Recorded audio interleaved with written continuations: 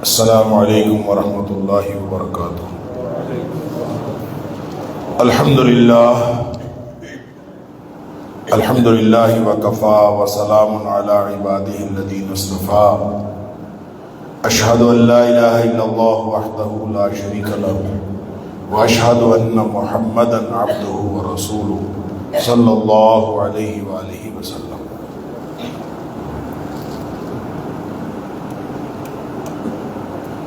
اللہم صلی علی محمد وعلی آل محمد کما صلیت علی ابراہیم وعلی آل ابراہیم انک حمید مجید۔ اللہم بارک علی محمد وعلی آل محمد کما بارکت علی ابراہیم وعلی آل ابراہیم انک حمید مجید۔ اما بعد، اللہ کی توفیق، اللہ کی رحمت اور اس کے فضل سے آج 8ویں پارے کے ساتھ ہمارا قیام مکمل ہوا۔ اللہ تعالی ہم سب کی طرف سے قبول فرمائے۔ 8ویں پارے میں سورۃ الانعام جاری ہے، اس کی بقیہ 55 آیت نمبر 111 سے لے کر 165 تک وہ آج کے قیام میں شامل تھی۔ اس کے علاوہ سورۃ الاعراف کی پہلی 87 آیات وہ بھی آج کے بارے میں شامل تھی۔ جہاں تک سورۃ الانعام کی بات ہے تو اس کے بارے میں یہ بات عرض کی جا چکی کہ اس کا مرکزی موضوع جو ہے وہ توحید کا اثبات ہے اور شرک کا رد ہے، اور اس میں توحید کے تقاضے اور اقسام وغیرہ بھی بیان کی گئی ہیں، اور یہ بتایا گیا ہے کہ بنی اسماعیل میں سے ملت ابراہیمی کے اصل پیروکار وہ قریشی نہیں ہیں جو مشرکین ہیں، بلکہ وہ ہیں جو نبی اکرم صلی اللہ علیہ وسلم اور آپ کے ماننے والے ہیں۔ تو توحید کے دلائل گزشتہ پارے میں دیے گئے تھے، اور نبوت کے معاندین اور منکرین کا بھی اجمالاً تذکرہ کیا گیا تھا۔ تو اسی طرح اس پارے کے آغاز میں بھی نبی اکرم صلی اللہ علیہ وسلم کے جو معاندین ہیں، آپ کے جو دشمن ہیں، شیاطین جن و انس، ان کا ذکر کیا گیا ہے۔ وَكَذَلِكَ جَعَلْنَا لِكُلِّ نَبِيٍّ عَدُوًّا شَيَاطِينَ الْإِنسِ وَالْجِنِّ يُوحِي بَعْضُهُمْ إِلَىٰ بَعْضٍ زُخْرُفَ الْقَوْلِ غُرُورًا، کہ چکنی چپڑی باتیں بتاتے ہیں اور اپنے جو ان کے دوست ہوتے ہیں ان کی طرف یہ وحی کرتے ہیں، ان کو ورغلاتے ہیں۔ پھر یہاں اللہ کریم نے ایک اور بات فرمائی کہ عام طور پہ یہ جو ورغلاتے ہیں کمزور عقیدے والے کو ورغلاتے ہیں، وَلِتَصْغَىٰ إِلَيْهِ أَفْئِدَةُ الَّذِينَ لَا يُؤْمِنُونَ بِالْآخِرَةِ، جن شیطانی چال میں ہمیشہ کمزور عقیدے کے لوگ پھنستے ہیں، جن کا ایمان پختہ ہوتا ہے اللہ پر، یوم آخرت پر، نبی اکرم صلی اللہ علیہ وسلم پر، وہ عام طور پہ ان کے جال میں نہیں پھنستے۔ آگے پھر آیت نمبر 114 سے لے کر آیت نمبر 121 تک مضمون کے اعتبار سے چوتھا حصہ سورۃ الانعام کا، جس میں یہ بتایا گیا ہے کہ شرک کی ایک قسم یہ ہے کہ لوگ اپنی مرضی کی شریعت بنانا چاہتے ہیں۔ جو لوگ اپنی مرضی کی شریعت بنانا چاہتے ہیں وہ بھی مشرک ہیں، گویا یہ شرک فی التشریع اس کے یہ مرتکب ہوتے ہیں۔ اور پھر یہاں فرمایا کہ اگر کوئی وَإِن تُطِعْ أَكْثَرَ مَنْ فِي الْأَرْضِ يُضِلُّوكَ عَنْ سَبِيلِ اللَّهِ، آپ اگر اکثریت جو زمین پہ ہے ان کی بات مانیں گے تو یہ آپ کو سیدھے رستے سے، اللہ کے رستے سے گمراہ کر دیں۔ سورہ مائدہ کی آیت نمبر 100 کے اندر بھی ہم نے پڑھا تھا کہ جو لا يستوي الخبيث والطيب ولو أعجبك كثرة الخبيث، ناپاک اور پاک برابر کبھی نہیں ہو سکتے، ایک جیسے نہیں ہو سکتے، چاہے آپ کو جو خبیث کی کثرت ہے وہ آپ کو چاہے جتنا مرضی اٹریکٹ کرے اور پرکشش محسوس ہو۔ تو اس کا مطلب یہ ہے کہ صرف اکثریت کا فیصلہ جو ہے وہ کبھی بھی صحیح نہیں ہوتا۔ اگر ان یتبعون الا الظن وان هم الا یخرصون، اکثریت جو ہے ہمیشہ اٹکل پچو اور اپنے گمان پہ چلنے والی ہوتی ہے، ان کا وہ اکثریت کبھی حق پر نہیں ہوتی۔ اور سورہ یوسف میں اللہ تعالیٰ نے یہی بات فرمائی، وما اکثر الناس ولو حرصت بمؤمنین، اکثریت جو ہے کبھی مومن نہیں ہوتی، چاہے آپ جتنا مرضی ان کے اوپر زور لگاتے رہو۔ پھر اسی طرح یہ کہا کہ جب کوئی چیز کھانی ہو فَكُلُوا مِمَّا ذُكِرَ اسْمُ اللَّهِ عَلَيْهِ إِن كُنتُم بِآيَاتِهِ مُؤْمِنِينَ۔ اگر تم اللہ کی آیات پر ایمان رکھتے ہو تو جو بھی چیز تم کھاتے ہو اس پر اللہ کا نام لے لیا کرو، گویا اللہ کا نام لے کر ذبح کیا کرو اگر ذبح کرنا ہے، اور پھر کھانا ہے تو بھی اللہ کا نام لے کر کھانا ہے۔ حضرت عائشہ صدیقہ رضی اللہ تعالیٰ عنہ فرماتی ہیں کہ بعض اوقات ایسا گوشت وغیرہ آ جاتا تھا مسلمانوں کے گھروں سے، نئے نئے مسلمان ہوئے ہوتے تھے تو ہمیں پتہ نہیں ہوتا تھا کہ انہوں نے اس پر اللہ کا نام لیا ہے کہ نہیں لیا، تو ہم نبی پاک صلی اللہ علیہ وسلم سے پوچھتے تھے، تو نبی پاک صلی اللہ علیہ وسلم ہمیں فرماتے تھے سموا انتم علیہ فکلوا تم اکلوا، کہ تم خود اس کے اوپر اللہ کا نام لے لو اور پھر اس کو کھا جاؤ۔ اس کا مطلب یہ ہے کہ مسلمانوں کے گھروں سے آنے والا جو بھی گوشت ہے یا مسلمانوں کی منڈیوں کے اندر بکنے والا جو گوشت ہے اس کو حلال سمجھنا چاہیے، اور اگر کوئی شک شبہ ہو تو اس کے اوپر خود اللہ کا نام لے کر اس کو کھا جانا چاہیے۔ پھر اس مشرکین کے اس اعتراض کا جواب ہے کہ وہ کہتے تھے کہ وَلَا تَأْكُلُوا مِمَّا لَمْ يُذْكَرِ اسْمُ اللَّهِ عَلَيْهِ وَإِنَّهُ لَفِسْقٌ۔ مشرکین جو ہے وہ ایک اعتراض کیا کرتے تھے کہ اللہ کا مارا یعنی مردہ جس کو اللہ نے مار دیا ہے تم لوگ کہتے ہو وہ حرام ہے، اور جو تم خود ذبح کرتے ہو خود مار دیتے ہو وہ کہتے ہو حلال ہے۔ یہ عجیب بات ہے، مشرکین کا اعتراض اب دیکھیں کہ اللہ کا مارا حرام ہے اور تمہارا اپنا مارا جو ہے وہ حلال ہے، یہ کیا بات ہے؟ تو بتایا گیا کہ بات اصل میں فرق صرف یہ ہے کہ اس پر اللہ کا نام لیا گیا ہے اور اس پر اللہ کا نام نہیں لیا گیا۔ جب اللہ کا نام لیا جاتا ہے تو پھر وہ حلال ہو جاتا ہے۔ جب ہم کوئی جانور ذبح کرتے ہیں تو اللہ کا نام لے کر ہی ہمیں اس بات کی اجازت ہے کہ ہم کسی کی جان لے سکیں، وگرنہ ہم کسی کی جان نہیں لے سکتے۔ پھر کافر اور مسلم کی مثال دی گئی ہے، جیسے اندھیرے اور روشنی کی مثال ہوتی ہے۔ مسلمان ایسے ہے جیسے اس کو اللہ تعالیٰ نے اسلام کی روشنی عطا فرمائی ہے، اور کافر جو ہوتا ہے وہ ایسے ہے جیسے اندھیرے میں ہو۔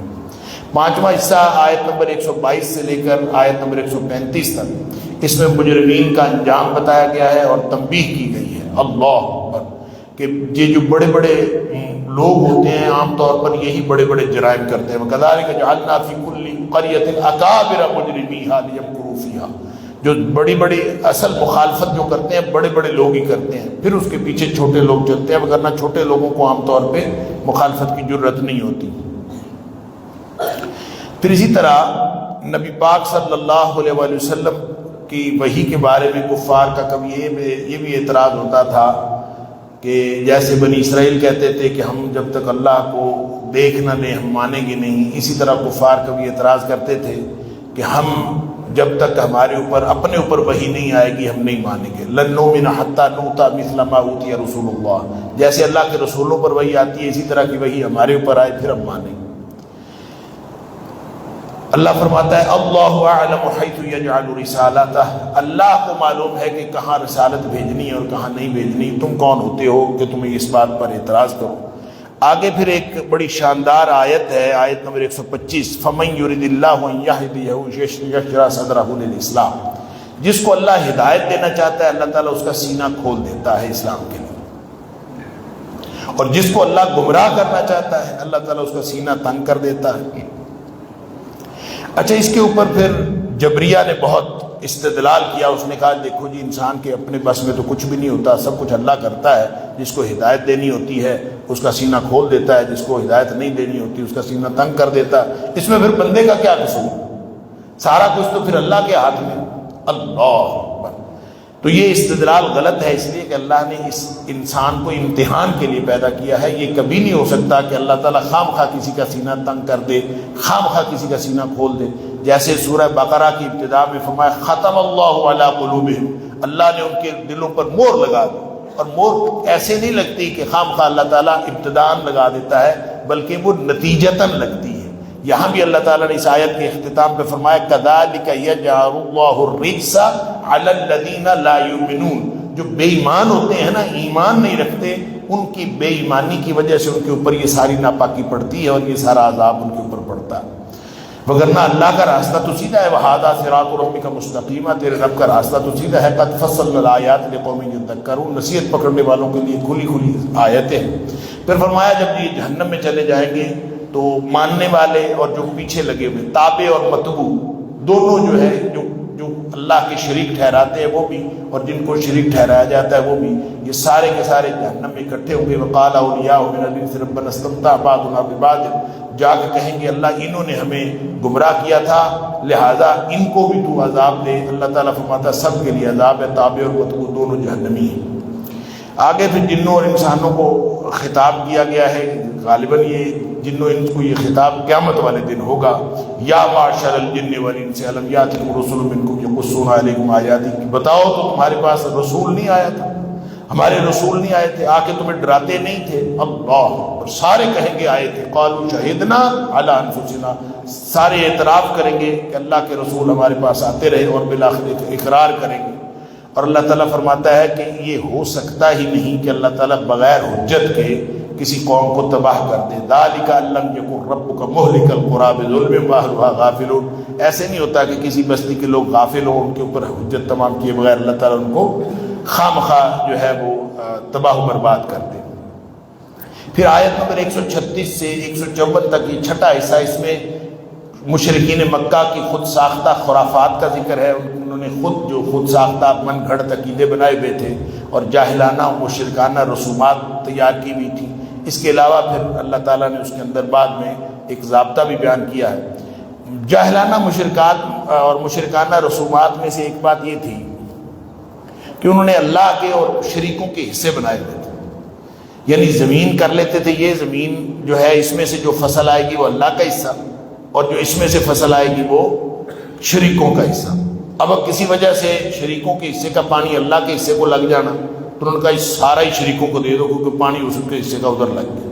یا پھر تقسیم کرتے وقت یہ فصل اٹھاتے وقت کچھ تھوڑا بہت جو ہے وہ اللہ کے حصے کا اگر شریکوں کے حصے میں چلا جاتا تھا تو کہتے تھے کوئی بات نہیں، اللہ غنی ہے، اور اگر شریکوں کے حصے کا کچھ تھوڑا بہت ادھر چلا جاتا تو کہتے سارے ہی شریکوں کو دے دو۔ اللہ تعالیٰ فرماتا ہے ساء ما یحکمون، کتنا برا فیصلہ کرتے ہیں، اور یہ اللہ تعالیٰ کے بارے میں اس طرح کی بات کرتے ہیں۔ اسی طرح ان کی ایک اور بات دی قتل اولاد، کذالک زین لکثیر من المشرکین قتل اولادہم شرکاءہم لیردوہم، یہ اپنی اولاد کو قتل کرتے تھے۔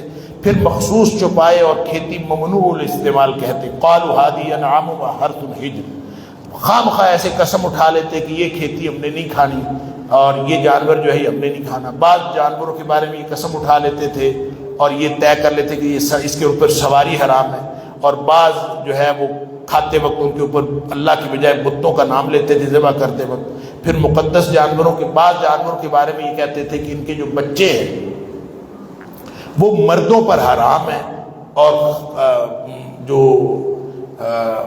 خواتین ہیں ان کے اوپر حلال ہے، یا کبھی اس کی الٹ کر دیتے خواتین کے لیے حرام ہے اور مردوں پر حلال ہے، اور اگر وہ بچہ مرا ہوا نکلے پھر وہ کہتے ہیں پھر سارے اس میں سے کھا جاتے، یعنی عجیب و غریب قسم کی یہ باتیں بنائی ہوئی تھیں۔ اللہ تعالیٰ نے فرمایا یہ سب گمراہی ہے، قد ضلوا وما كانوا مهتدين، یہ سارے کے سارے گمراہ ہیں اور ان کے اندر ہدایت کی کوئی رمق نہیں تھی۔ آگے توحید کے دلائل دیے ہیں، اللہ نے انعامات ربانی کا تذکرہ کیا ہے کہ دیکھو جو اللہ تعالیٰ نے مختلف قسم کی تمہیں کھیتیاں دیں، تمہیں انار دیے، تمہیں زیتون دیا، مختلف قسم کے پھل دیے، کھجوریں دیں، کلوا من ثمرہ اذا اثمر، اور جتنے بھی پھل ہیں جب بھی یہ پھل دیتے ہیں تو کھایا کیا کرو، وآتوا حقہ یوم حصادہ، اور جس دن فصل آئے اسی دن اس کا حق بھی دیا کرو۔ یہ ہے جس کو عشر کہتے ہیں کہ جس دن فصل آئے اس کو اسی دن جو ہے اس میں سے حق نکالنا چاہیے۔ یہ اگرچہ صورت مکی ہے لیکن مکی صورت کے اندر یہ اس کی جو بنیاد ہے عشر کی یہ بتا دی گئی ہے، اس کی تفصیلات بعد میں نبی پاک صلی اللہ علیہ وسلم نے مدینہ منورہ جا کے بتائی تھی۔ تو اس کا مطلب یہ ہے کہ جو زکوٰۃ ہے وہ بچت پر ہے، اور وہ بچت جس پر سال گزر گیا ہو، اور اس کا بھی ایک نصاب ہے، جبکہ عشر جو ہے یہ ہر ایک کو جتنی بھی اس نے فصل اٹھائی ہے اگر وہ 5 اوسق یعنی تقریباً 19.25 من بنتا ہے، 19 من تقریباً، اگر اتنی فصل اس کی ہوئی ہو تو وہ اس میں یہ خیال نہیں رکھا جائے گا کہ اس کی بچت کتنی ہے یا اس کی جو ہے وہ اس کو بچت ہو رہی ہے کہ نہیں ہو رہی۔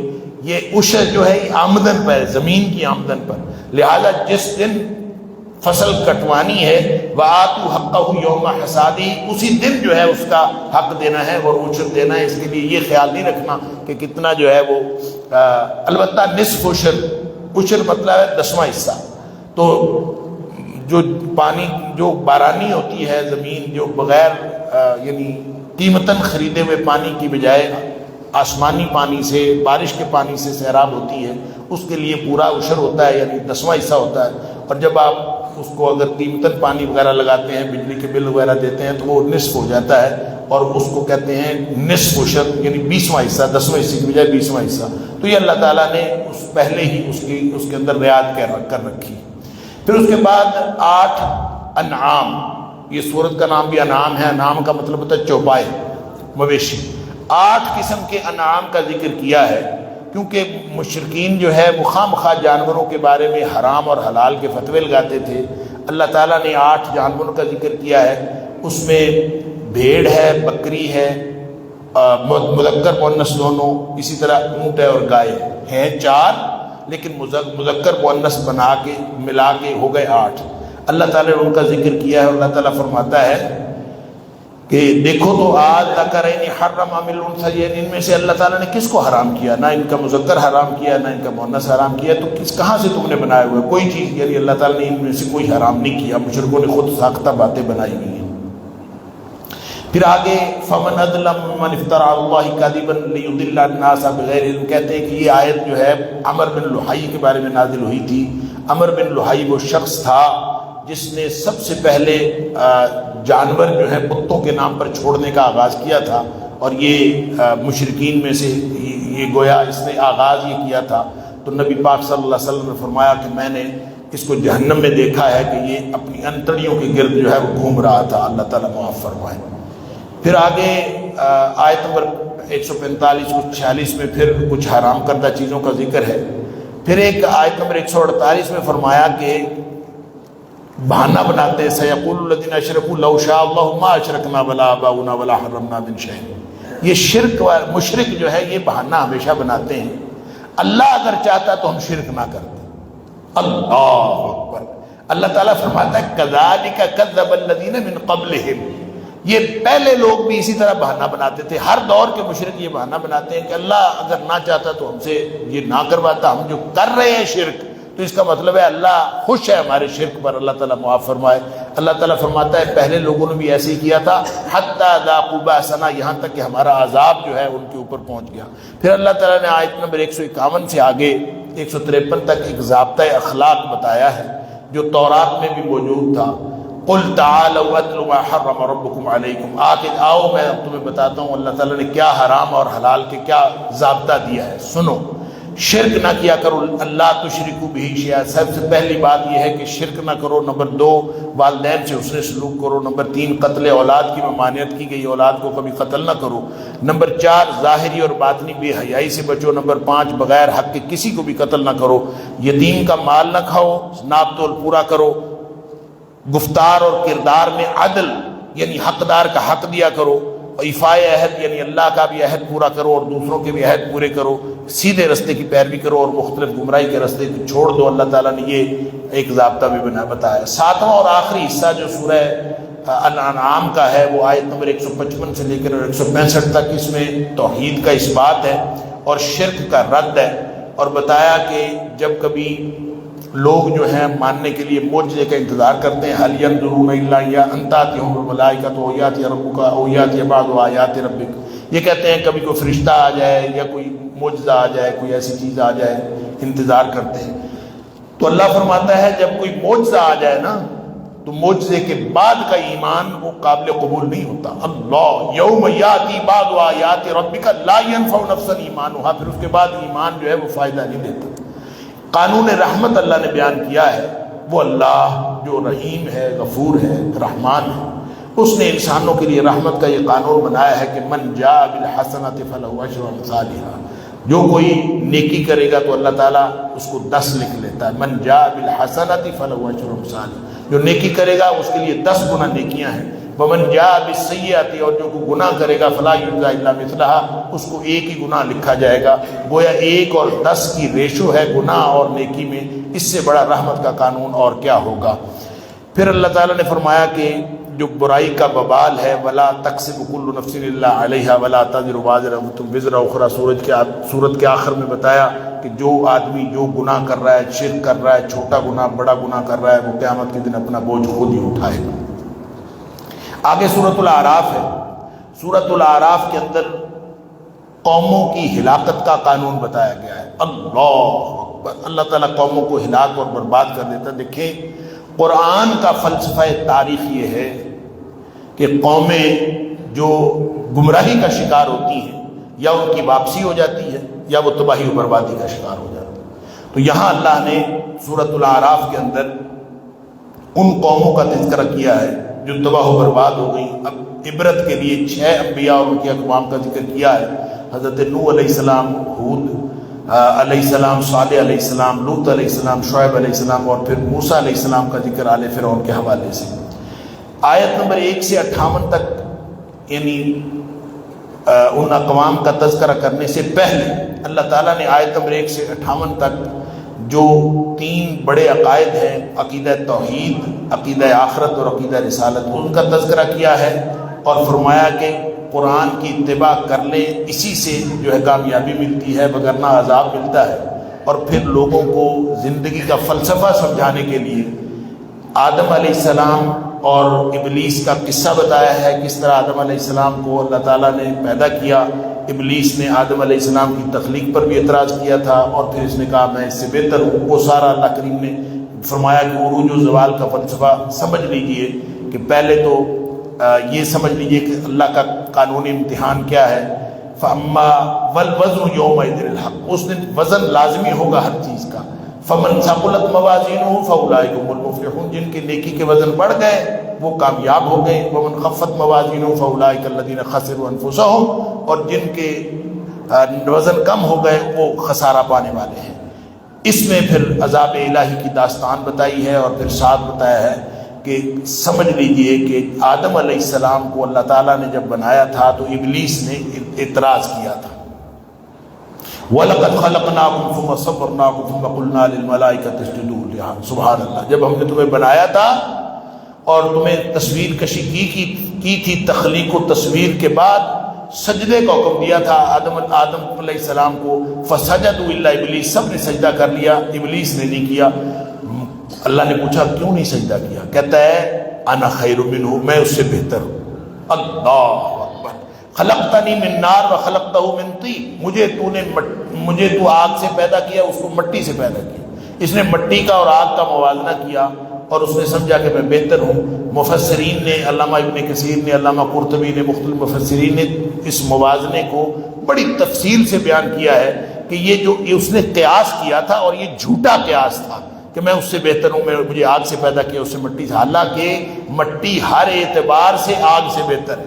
مٹی کے اندر ٹھہراؤ ہوتا ہے، مٹی نرم ہوتی ہے، مٹی حامل مشقت ہوتی ہے، مٹی بوجھ سہار لیتی ہے، مٹی چیزوں کو اگاتی ہے، چیزوں کو بڑھاتی ہے، چیزوں کو پرورش کرتی ہے، چیزوں کی اصلاح کرتی ہے۔ اس کی جگہ پہ جو آگ ہے وہ جلدی کرتی ہے، اس میں جلا دینے کی ہے، اس میں بے چینی پھیلانے کی اس کی خصوصیت ہے، بھسم کر دینے کی، پھونک دینے کی، بہتر کیسے ہے؟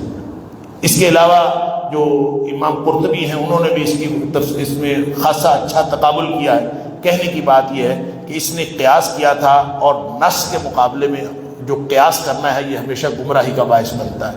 اس کا مطلب پتہ ہے کیا ہے؟ نص ہوتا ہے اللہ اور اس کے رسول صلی اللہ علیہ وسلم کا حکم، جہاں اللہ اور اس کے رسول صلی اللہ علیہ وسلم کا حکم آ جائے وہاں اپنے خیال دوڑا کے اور خام خواہ قیاس آرائی کر کے اپنے عمل کو خراب نہیں کرتے، وگرنہ پھر اس کا نتیجہ اسی طرح گمراہی ہوتا ہے جس طرح شیطان جب گمراہ ہو گیا اور اللہ تعالیٰ نے اس کو کہا کہ تم نے تکبر کیا ہے، فَاخْرُجْ إِنَّكَ مِنَ الصَّاغِرِينَ، تو نکل جا، اور اس نے کہا مجھے مہلت دے دے، فرمایا إِنَّكَ مِنَ الْمُنذِرِينَ، مہلت مل گئی۔ اس نے کہا ٹھیک ہے مہلت مل گئی ہے نا، تو اب مجھے تو نے راندہ درگاہ کیا ہی کیا ہے، میں نے انسانوں کو کوئی نہیں بچنے دینا۔ لَأَقْعُدَنَّ لَهُمْ صِرَاطَكَ الْمُسْتَقِيمَ، میں ان کے سیدھے رستے میں بیٹھ جاؤں گا، کبھی آگے سے آؤں گا، کبھی پیچھے سے آؤں گا، کبھی دائیں سے کبھی بائیں سے۔ وَلَا تَجِدُ أَكْثَرَهُمْ شَاكِرِينَ، ان میں سے میں اکثر لوگوں کو شکر گزار بننے نہیں دوں گا۔ اس نے اللہ تعالیٰ کے ساتھ یہ چیلنج کیا تھا۔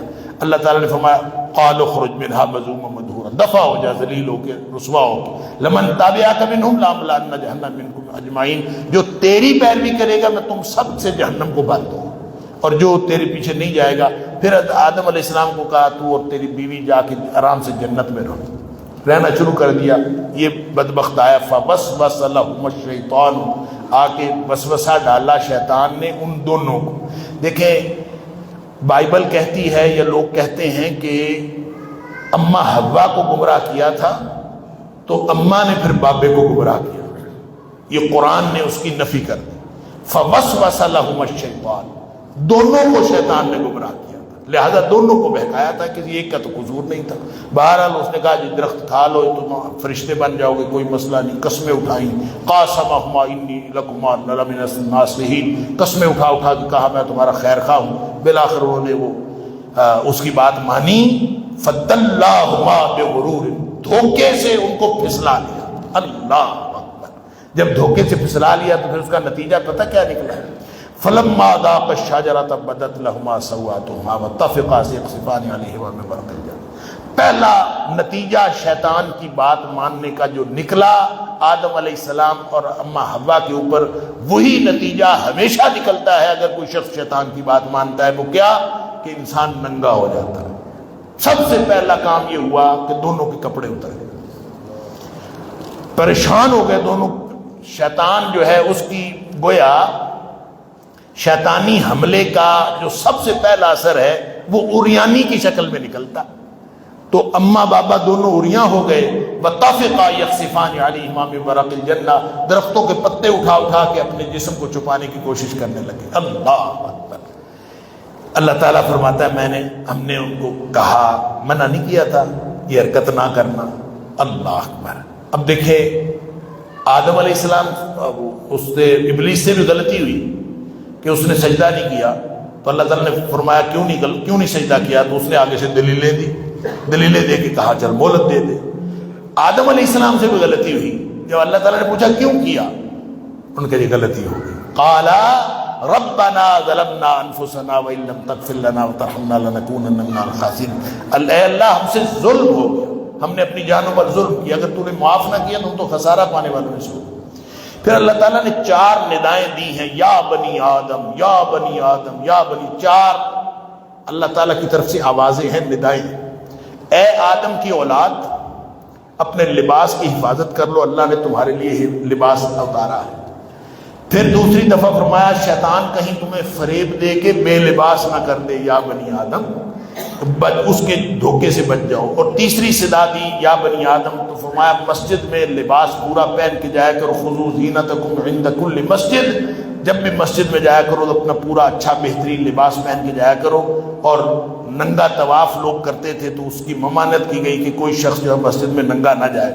اور چوتھی دفعہ جو یا بنی آدم کہا، اور تو چوتھی دفعہ اللہ کریم نے رسول اللہ صلی اللہ علیہ وسلم کے حوالے سے اور دیگر جو رسول آئیں گے ان کی تکذیب نہ کرنا، یہ 4 صدائیں اللہ تعالیٰ نے دی ہیں۔ اور رسول اللہ صلی اللہ علیہ وسلم کی تکذیب جب بھی کرو گے تو تمہارے لیے عذاب کا باعث ہوگی۔ والذین کذبوا بآیاتنا واستکبروا عنہا اولئک اصحاب النار هم فیہا خالدون۔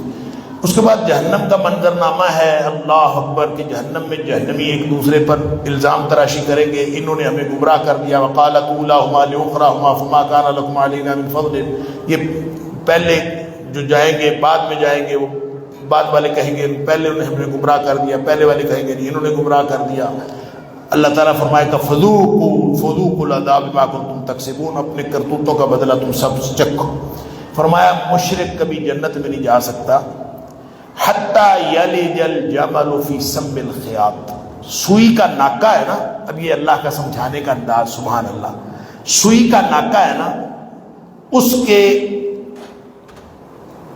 سوراخ میں سے اگر اونٹ گزر جائے تو پھر مشرک جنت میں جا سکتا ہے، وگرنہ نہیں جا سکتا۔ کیا مطلب؟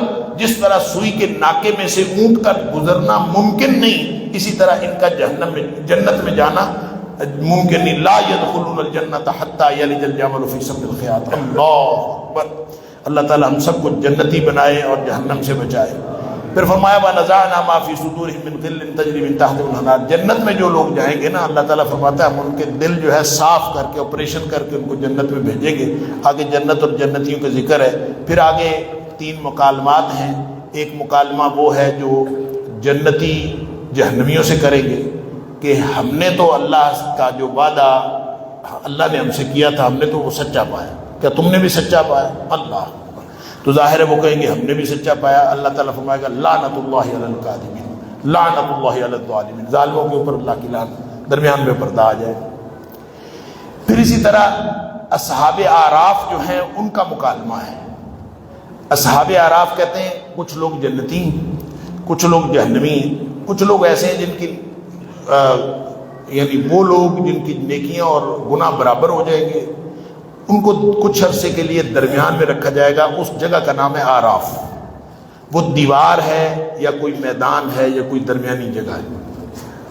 اب وہ بیچارے ہیں تو درمیان میں، ایک طرف وہ جنتیوں کو دیکھتے ہیں تو وہ خوش ہو جاتے ہیں، امید رکھتے ہیں کہ اللہ تعالیٰ ہمیں جنت میں، دوسری طرف وہ جہنمیوں کو دیکھتے ہیں تو وہ ڈرتے ہیں اور ان کو خوفزدہ ہو جاتے ہیں کہیں ہم جہنم میں نہ چلے جائیں۔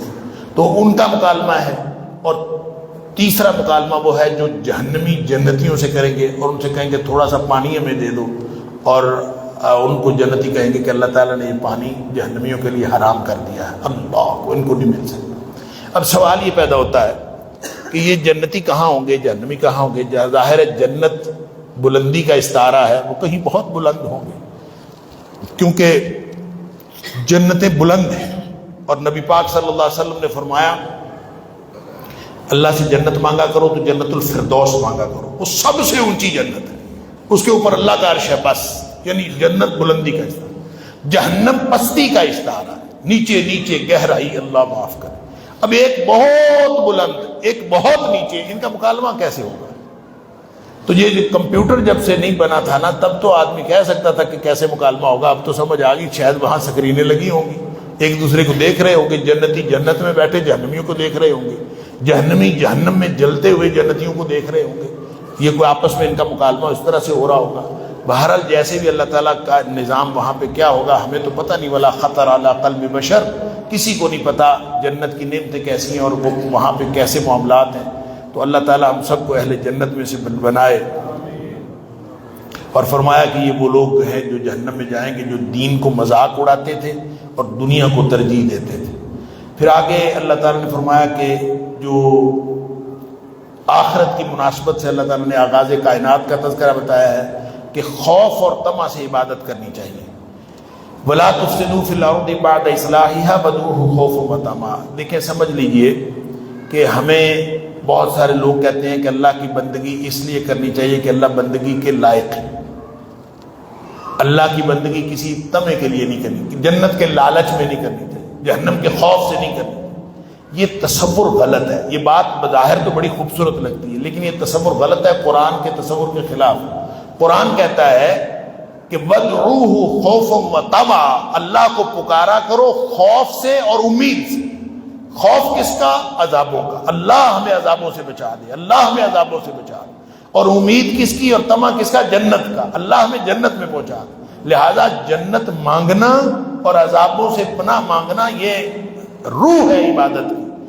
اور وہاں سورہ سجدہ کے اندر بھی فرمایا تھا تجافا جنوبہم عن المضاجع یدعون ربہم خوفا وطمعا، جو لوگ راتوں کو اٹھ کے اپنے رب کی بندگی کرتے ہیں وہ بھی کیا کہتے ہیں؟ اللہ تعالیٰ کو پکارتے ہیں خوفا وطمعا، اللہ کے عذابوں کا خوف اور اس کی جنتوں کی امید۔ آگے پھر آیت نمبر 59 سے میں نے عرض کیا کہ 58 تک یہ زندگی کے بنیادی جو حقائق بتا کے قصہ آدم و ابلیس کا تذکرہ کر کے پھر آیت نمبر 59 سے آگے پھر ان 6 اقوام کا ذکر ہے جس کا میں نے تذکرہ کیا۔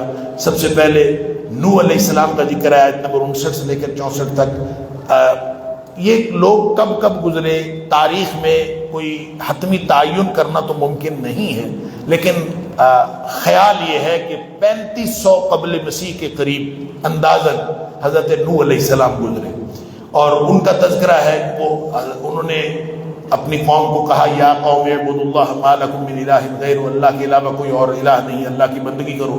لیکن قوم جو ہے قال الملأ من قوم انا لنراک فی ضلال مبین، جو قوم کے سردار ہیں وہ اٹھ کے کھڑے ہوئے، ہم آپ کو گمراہی میں دیکھتے ہیں اور ہم سمجھتے ہیں آپ گمراہ ہیں. انہوں نے کہا میں گمراہ نہیں ہوں، میں اللہ کا رسول ہوں. لیکن مکالمہ چلتا رہا، وہ نہیں مانے. بالآخر اللہ تعالیٰ فرماتا ہے کہ ہم نے واغرقنا الذین کذبوا بآیاتنا، ہم نے ان کو غرق کر دیا. نوح علیہ السلام کو بچا لیا اور ان کو ہم نے غرق کر دیا. پھر ہود علیہ السلام کا ذکر ہے. ان کا جو زمانہ ہے وہ تقریباً 3000 قبل مسیح کا ہے. آیت نمبر 65 سے 72 تک ان کا ذکر ہے. انہوں نے بھی دعوت توحید دی اور قوم نے کفر کیا. پھر حضرت صالح علیہ السلام کا ذکر ہے. ان کا جو زمانہ ہے وہ تقریباً 2500 قبل مسیح لگا لیجیے. انہوں نے بھی دعوت توحید کی دی. قال یا قوم اعبدوا اللہ ما لکم من الہ غیرہ. یہ ایک ہی مکالمہ ہر نبی کہتا رہا، دعوت توحید دیتا رہا. انہوں نے بھی یہ بات نہیں مانی اور پھر بالآخر وہ عذاب کا شکار ہو گئے اور قوم نے کفر کیا. اور اللہ تعالیٰ فرماتا ہے فَأَخَذَتْهُمُ الرَّجْفَةُ فَأَصْبَحُوا فِي دَارِهِمْ جاثمین. ان کو ایک زلزلے نے، رجفے نے آ کے جو ہے وہ پکڑ لیا، زلزلے کا عذاب آیا، بالآخر ختم ہو گئے. دوسری جگہ فرمایا ان کے اوپر صیحہ کا عذاب آیا. صیحہ کہتے ہیں چنگھاڑ، چنگھاڑ آئی یا رجفہ آیا. لیکن چونکہ دونوں جگہ پہ اللہ تعالیٰ نے رجفہ اور صیحہ کی بات کی تو اس کا مطلب ہے ان کے اوپر زلزلہ بھی آیا اور ان کے اوپر چنگھاڑ بھی آئی اور یوں وہ تباہ و برباد ہو گئے. پھر آگے آیت نمبر 80 سے لے کر آیت نمبر 84 تک لوط علیہ السلام کا ذکر ہے اور ان کا زمانہ کوئی تقریباً 2100-2200 قبل مسیح کا ہے. انہوں نے بھی پاکیزگی کی دعوت دی اپنی قوم کو. اللہ اکبر. وَلُوطًا إِذْ قَالَ لِقَوْمِهِ أَتَأْتُونَ الْفَاحِشَةَ مَا سَبَقَكُم بِهَا مِنْ أَحَدٍ مِنَ الْعَالَمِينَ. جہانوں میں کبھی اتنی بے حیائی نہیں ہوئی جتنی بے حیائی تم نے پھیلائی ہوئی ہے کہ عورتوں کو چھوڑ کر مردوں سے شہوت پوری کرتے ہو. اور اس کی قوم کا آگے سے جواب یہ تھا کہ پاکیزہ لوگ اپنے آپ کے پاک باز کہاں سے آگے، ان کو نکالو یہاں سے. اللہ. بالآخر پتھروں کی بارش ہوئی. قوم لوط جو ہے وہ طنز کرتی رہی اور کفر کرتی رہی. ان کے اوپر پھر پتھروں کی بارش ہوئی. وَأَمْطَرْنَا عَلَيْهِمْ مَطَرًا فَانظُرْ كَيْفَ كَانَ عَاقِبَةُ الْمُجْرِمِينَ. مجرم جو ہے تباہ و برباد ہو گئے. اور پھر یہاں پارے کے آخر پہ حضرت شعیب علیہ السلام کا ذکر ہے کہ شعیب علیہ السلام جو ہے انہوں نے بھی اپنی قوم کو اسی طرح دعوت دی. شعیب علیہ السلام کا زمانہ تقریباً کہا جاتا ہے کوئی 1400 قبل مسیح کے قریب. تو ان الی مدین اخاہم شعیب، یہ مدین کی طرف گئے. مدین ویسے تو بستی کو بھی کہتے ہیں اور مدین جو ہے ایک قبیلے کو کہتے ہیں کہ حضرت ابراہیم علیہ السلام کے کسی بیٹے یا پوتے کا نام بھی مدین تھا جس سے ایک پوری لڑی چلی اور اس لڑی کا نام مدین ہے. تو حضرت شعیب علیہ السلام جو ہے اس مدین بستی یا مدین قوم کی طرف آئے. انہوں نے بھی یا قوم اعبدوا اللہ ما لکم من الہ غیرہ یہی اعلان کیا اور یہی توحید کی دعوت دی. اور ساتھ یہ کہا کہ ناپ اور تول پورا کیا کرو، لوگوں کی چیزوں میں کمی نہ کیا کرو، زمین میں فساد نہ پھیلایا کرو اور راستے میں بیٹھ کر رہزنی نہ کیا کرو، ڈکیتیاں نہ کیا کرو. وَتَصُدُّونَ عَنْ سَبِيلِ اللَّهِ، اور اللہ کے راستے سے لوگوں کو روکتے ہو. اللہ اکبر. یہ پورا قوموں کے عروج و زوال کے بنیادی ضابطے بتا کے تو اللہ تعالیٰ یہ فرماتا ہے یہ مضمون جو ہے یہ آگے چلتا ہے کہ یہ کس طرح سے قومیں عروج پاتی ہیں اور کس طرح زوال کا شکار ہو جاتی ہیں. یہ اس کا بیان ابھی جاری ہے، پارہ مکمل ہو گیا. اللہ تعالیٰ مجھے اور آپ کو ہم سب کو سمجھ اور عمل کی توفیق عطا فرمائے. وآخر دعوانا الحمدللہ.